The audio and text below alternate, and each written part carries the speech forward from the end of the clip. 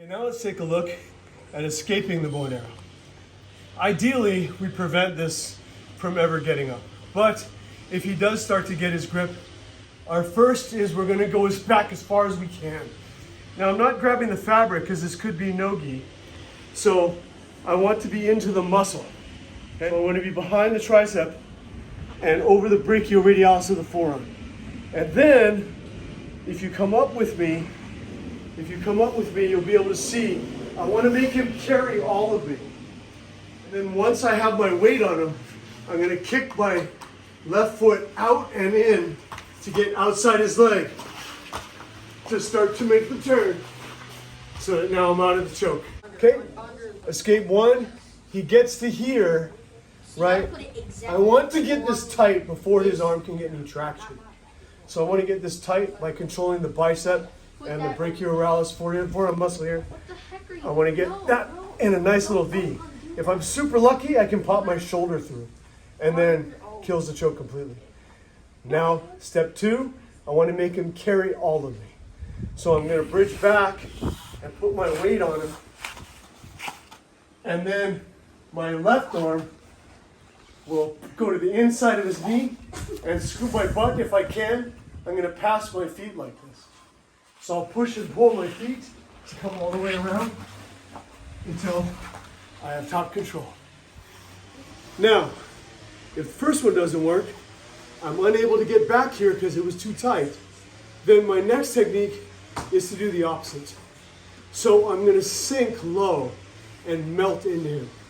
So I'm actually going to try to melt my head into his arm to give him less purchase. So as I bridge my hips up, I sink and push his elbow at the funny bone down and come around the outside. Once I'm down to the outside, then once again I can attack the feet or just pass and work my attack that way. All right? Sometimes we're not that lucky and I'm unable to get this because this is way too tight already. So now it's going to be counterintuitive. I'm actually going to go deeper into it. So I want to bridge and sink. Now to do that, it's going to be like I'm carrying something heavy because I want the underside of this arm here. So I'm going to lever the arm up as I sink low to get his arm over me. Sometimes I'll get real lucky and I'll actually have a lock here.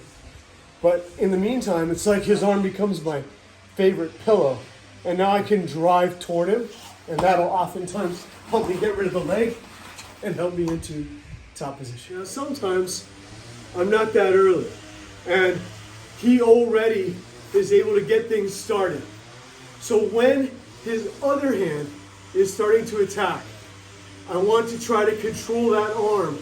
But if I'm too late and it gets to my knee, then I want to be able to do two things at once.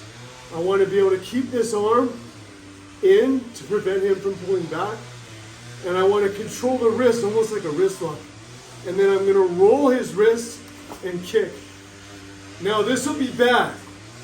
But right after the kick, you're going to bridge and pop over. And sometimes you can get lucky here. And this becomes a lock so that you can counter it right away. If you don't get this, roll over and pass back. All right, now, what if he kind of already has me in the bow and arrow? So now, I'm in big trouble. It's a last-ditch effort. Why?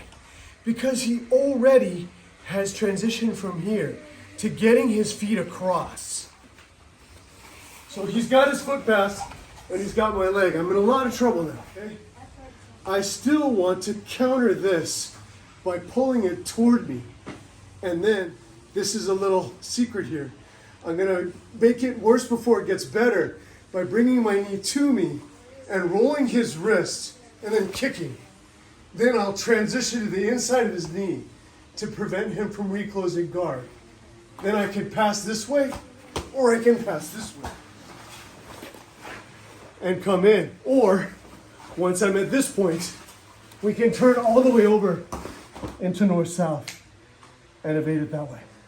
All right, looks tricky, but it's not as tricky as you think, okay? If he was successful in kicking this leg out and getting past my leg, okay? It might seem like it's making it worse for him to turn to the left, but it's not if he controls his wrist. So get both feet on that side and then roll your body toward me. Look at the angle of my arm. If this stays consistent, this angle is very bad for me. And if he controls the wrist, it ends up in a technique you see in Hapkido and Aikido Jiu-Jitsu, where it's very bad for my wrist. So if he keeps this tight and keeps driving, he could actually tap me with this on his way to escaping. All right? Now, if he goes the other way and rolls to the outside, then as long as he keeps pressure, he can get north-south. And so now once you're out, you can start to put him in your position for your submission. Here. Like, roll the wrist and kick the leg. oh, your nails are so sharp. They're not. Pass the legs, Gabe.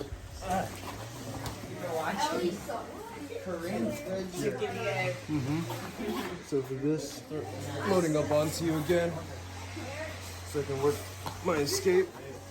Yes, there you go. That's the wrist lock. What do you want me to do? I don't know. Okay, so if you're doing...